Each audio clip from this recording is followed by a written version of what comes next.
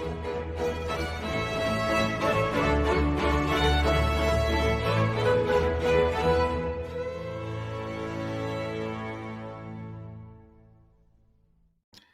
ladies and gentlemen, and welcome to Friday. It's the Daily Friend Show with your host, Nicholas Lorimer. Today, joined by Gerbrandt van Heerden. Gerry, how are you doing? Hello, good. I think spring is in the air in Cape Town. Last night was the hottest night we've had in the last 2 months. I saw people in Must be shorts. nice. So, yeah. If you're watching on YouTube, you will see that I look like I've just come in from my Arctic expedition. And we're joined today by Sara Gon. Sara, how are you doing? Hi, no, fine, Nick. Thank you. Very good. Okay, so I think the first thing we should probably talk about is the chaos in Cape Town. And this is after the taxi organization, the South African National Taxi Council, Santaco, have called for a strike across Cape Town to protest the impounding of taxis. So the city of Cape Town said that fining taxis was not really doing anything because the fines were just ignored or people didn't change their behavior. And as a result, they passed a bylaw which allowed them to impound taxis immediately. This provoked some pretty aggressive reaction from taxis, often leading to like physical altercations and violence. There was a video going viral on social media of taxi drivers and cops fighting with each other after apparently the taxi drivers had shot at the cops, and the cops were very rough with them in return. And so the taxis have gone on strike. They've blocked a lot of roads around Cape Town, and things seem to have gotten a little bit out of control. A bus driver was shot in the leg this morning. I think he's all right, but he was, obviously badly hurt. There's been stone throwing and petrol bombs. 4 buses have been burned, 3 trucks, 3 panel vans. An ambulance apparently was also attacked. A hospital was allegedly disrupted for a bit by protesters and forced to close for a time. Lots of people having to walk because they're just not able to get transport to work. So total mess. So far, the City of Cape Town and the Western Cape government seem to be holding quite firm and saying that the taxis need to compromise on this, and that they can't tolerate lawlessness. I think the ANC and Good Party have criticized the government for being too harsh on the taxis and saying they need to give them more leeway. And it's just generally kind of a bit of a mess. And I think this is once again really showing, and Sara, let me start with you, the kind of the big problem with our taxi industry. So in a lot of ways, I think South Africa's taxi industry is kind of a marvel of people making a plan, right? We don't have great public transport in this country, and it was a cheap solution for people to be able to get to work. It provides transport for lots of people. It's a very important network. It's got its problems, but there's a lot of really good things about the taxi industry. And yet it has been taken over by mafia gangs, and there's so much violence between different taxi groups. I mean, whenever a new shopping center opens, it's like weeks of people getting shot as the route is fought over. That happened when the Mall of Africa opened in Centurion. And, whether the impounding or not, and I tend to be okay with the impounding of taxis in Cape Town, but even if you think it's not a good idea, this completely over-the-top response from people, from at least some taxi drivers, I think is completely crazy. What do you make of this, Sara? Look, I think it's exactly as you say. It evolved as a result of a need to provide transport where the Nationalist Party government was not providing sufficient transport, and of course, with the requirement that people lived outside of the cities or as far away from their workers they generally did, people needed transport. So it evolved that way.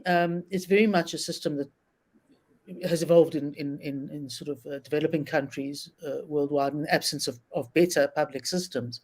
But it's not an industry. It is a mafia. It is a mafia industry. Because essentially we go through this periodically. This thing of impounding taxis because fines are not working. Well, whatever one feels about it, it's clearly because so much poor behavior and non-compliance with road laws is the domain of the taxi industry. It's crucial. I mean, I just drove past one of the taxi ranks nearby here, and I'm looking at the number of taxis, and it's a relatively small rank, that are clearly not roadworthy. And it's because I suspect it's a combination of the fact that the taxi owners, have a very short-term vision of it.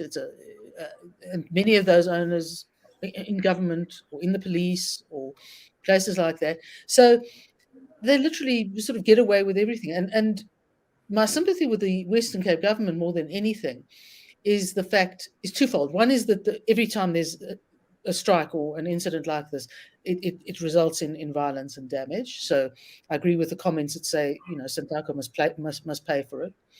And the other thing is that you're trying to face it down to improve behavior. It's not about anything magical. It's about the behavior one would expect of a car owner.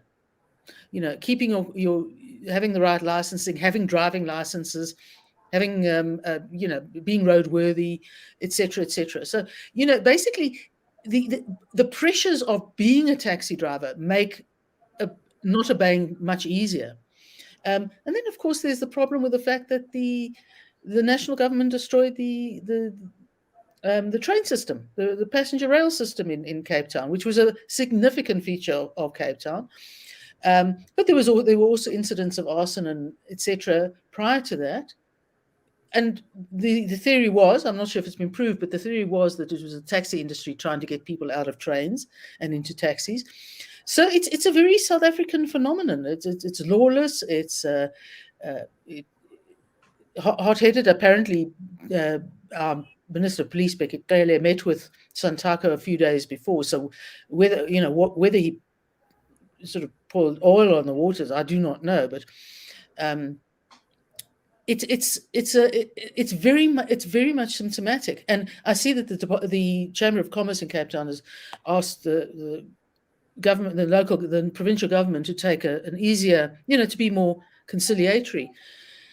And I understand their problem because people are not getting to work, and it's a very powerful position for the taxi drivers to be in. But at some point, some form of pressure has to be applied that becomes very difficult to resist.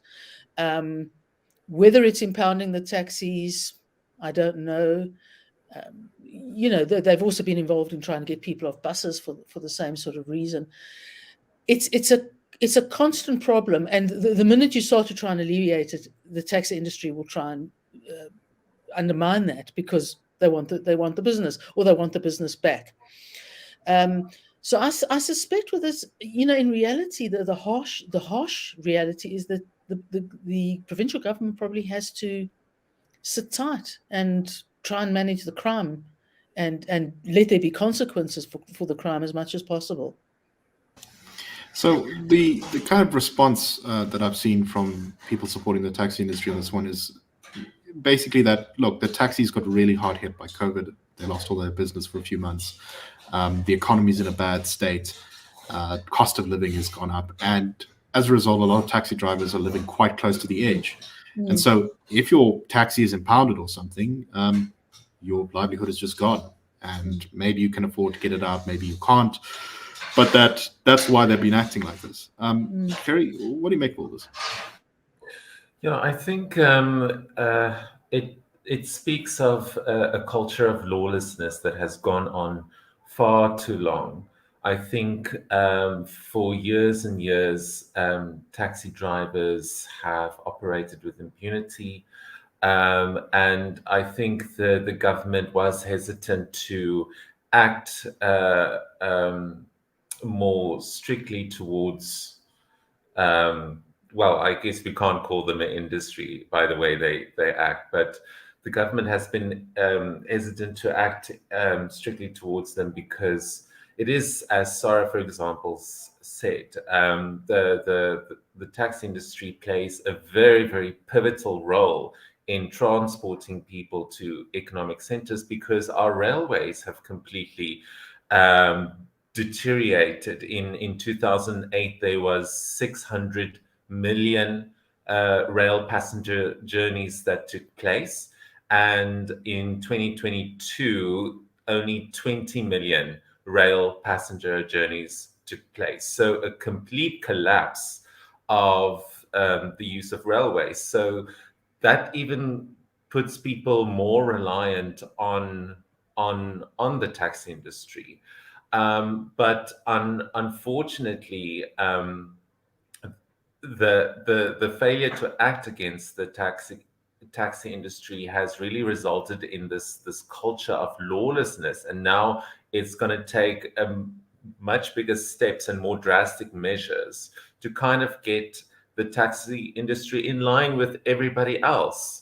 I mean, the city of Cape Town is simply asking them to abide by the same rules as anyone else with a license and with a motor vehicle.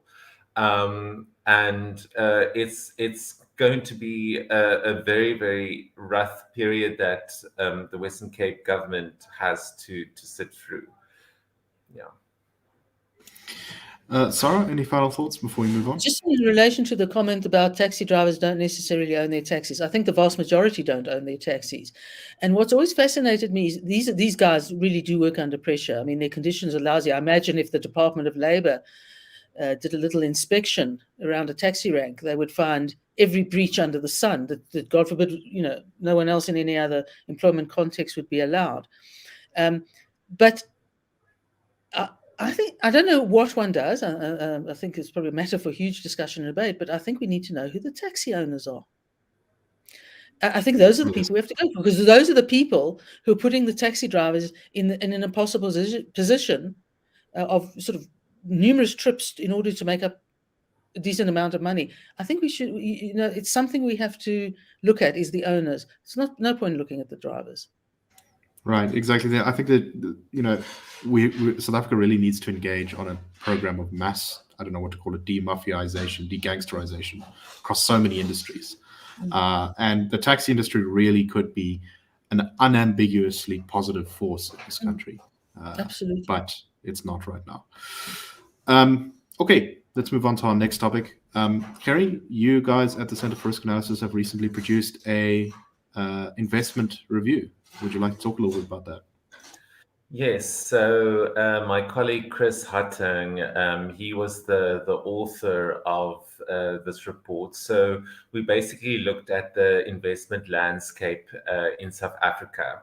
And, one of the takeaways from this report is that South Africa cannot experience economic recovery without a recovery in fixed investment levels. GDP growth and fixed investment track each other really, really closely. So as our investment levels fall drastically, so too does our GDP stagnate. So we really, really, it's pivotal for this country to get its domestic policy situation right in order to encourage both foreign and domestic investment. But we, for example, saw that the mining and manufacturing industries have for a very long time attracted lower levels of fixed investment than, for example, the finance industry. And that kind of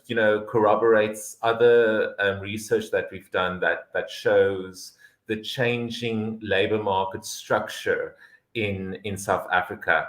South Africa, even in its poor growth situation, is transforming into a more high-tech, high-skilled, post-industrial economy. But unfortunately, the government's priorities in terms of policy has not taken that into account. For example, the government has placed a disproportionate degree of government policy making on land reform and on transformation in land ownership in the last few years. And agriculture is an industry that only takes up 5% of our GDP. So it's the domestic policies in this country are completely misaligned with the reality of South Africa. And that's why we've seen investment levels really, really decline since 2008. In 2008, fixed investment to GDP was 22%. It has now fallen to 14%. And we've also seen since 2008 that direct offshore investment has escalated sharply as business people and businesses are moving their money offshore to other markets that have better investment in environments. There is an opportunity for the private sector to get more involved with investment, especially in with the energy crisis. We're seeing a lot of private individuals and businesses coming on board to invest in energy, alternative energy sources to kind of combat the crisis with Eskom. But overall, in public investment, fixed investment levels will have to recover drastically in order for the economy to get back on track. And unfortunately, with policies such as tightening BEE laws, and just a whole range of government red tape, making it very hard for businesses to operate sustainably in this country. That's just something that we won't see improve in the short term unless some sort of reformist coalition government can implement alternative policies to get the country back on track. Sara, what do you make of all that? I think it's kind of interesting that, the one area where there does seem to be, as Gary pointed out, kind of inflow of investment is on these green energy projects. And I think a lot of that is actually because there's just a lot of money being thrown about. There's like foreign money from the EU, there's money from the government over desperation to end load shedding. And it seems to me exactly like not going to be that benefit adding to the economy overall. We need investment in a whole bunch of new stuff, not just that kind of thing. What do you make of all this? I mean, one of the problems I know that a lot of the, for example, the mining houses, any entity that has as its head office based in Europe or America or elsewhere. I mean, in Europe, it's in terms of EU rules that any development in energy must be green. And so you've got mining companies, producing plants for themselves, but it's all green energy. And, I reserve my views, but let's put it this way. We are a developing country. We need as much energy as we can get. We try to mitigate the effects of it, but I'm not sure that we can, that this amount of sort of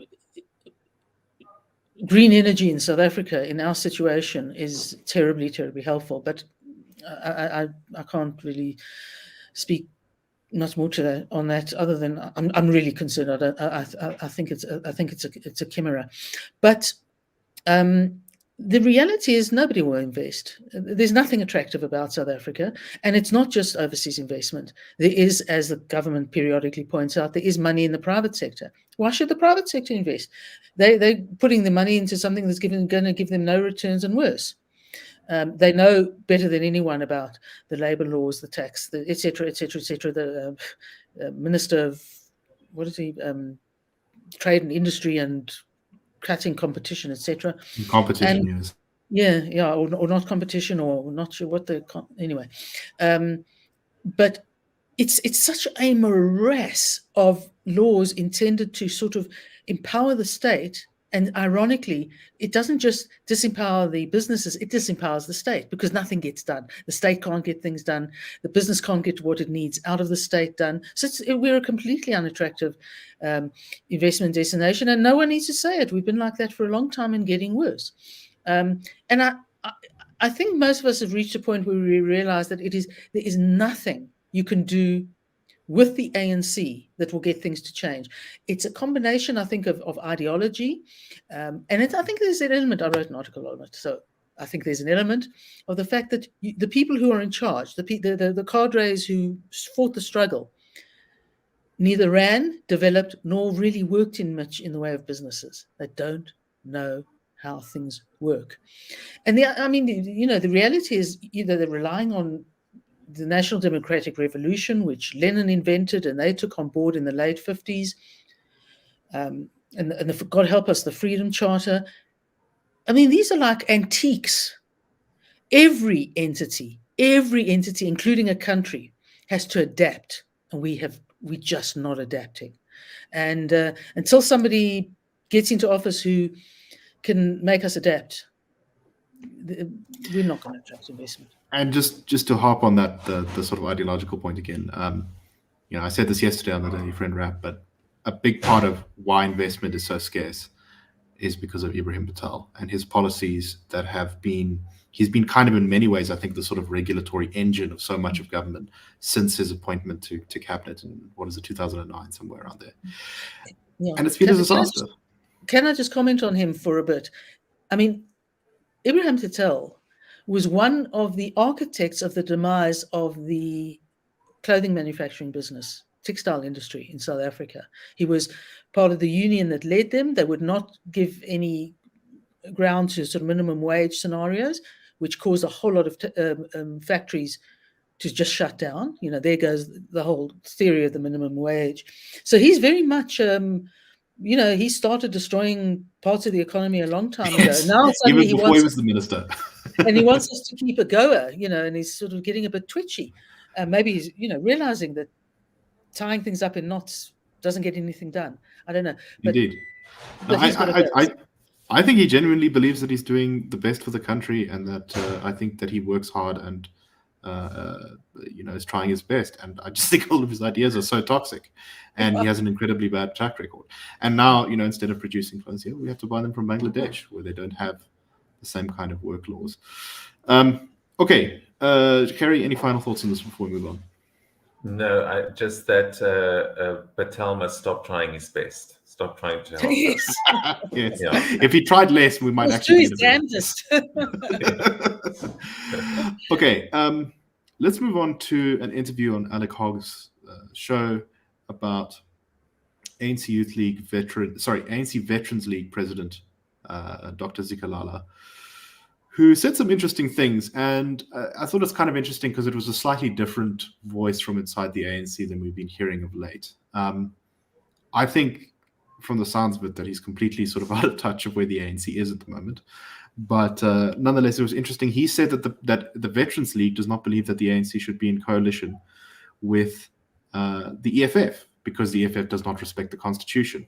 And while they certainly don't like certain things about the DA, like, as in his words, it's opposition to transformation, as he described it, or I guess more specifically BEE, that they were far more willing to work with the DA in a coalition because he believed that the party was had more in line in terms of values with them. He also criticized the EFF.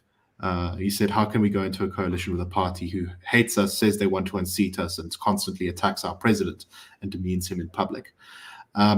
He also said some other things when he was pressed by Alec Hogg about the kind of the state of the country, saying things like, well, we had 10 years of counter-revolution from the time that Mbeki was deposed until the election of Cyril Ramaphosa, and that's why things are in a problem, but, we can get to it. He also described the National Democratic Revolution as being simply, a program of having public services and ensuring that there was economic growth, which I don't think is exactly accurate, but I'd prefer, if that was what the National Democratic Revolution is, it wouldn't be so bad, but I don't think that's what it is.